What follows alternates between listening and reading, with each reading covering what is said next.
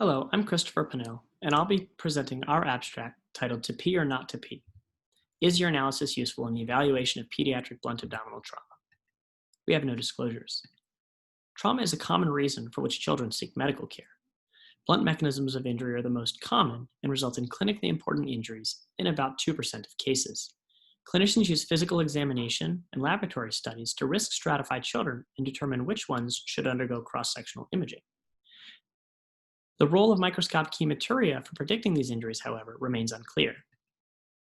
We therefore conducted a retrospective study of all level 1 and 2 trauma activations over a 3-year period for children under the age of 18 suffering blunt abdominal trauma. We considered injuries to be clinically important if they resulted in an admission for more than 2 nights, therapeutic angiography or laparotomy, or blood transfusion. We extracted the physical examination and laboratory studies that you see here. These were considered screening criterion, which, if present, should raise a clinician's concern for intra-abdominal injury. We then calculated the sensitivity, specificity, and predictive values for abnormal physical exam or blood tests for predicting abdominal injury. We did this both with and without the inclusion of the urinalysis results in order to calculate the change in these parameters with the inclusion of microscopic hematuria. We had 240 children, of whom 165 underwent urinalysis at presentation. While not every child had a urinalysis performed, the only differences between those who did and did not were minor variations in the mechanisms of injury which we did not feel were clinically important. We then stratified children based on the presence or absence of an abnormal blood test or physical exam finding. We considered those who had no abnormalities and did not have a clinically important injury to be true negative screens. This accounted for about 54% of children in our cohort.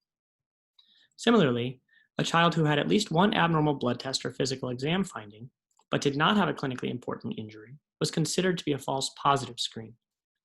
When we included the presence of microscopic hematuria as a screening criterion, the true negative rate decreased by 12% to 42%.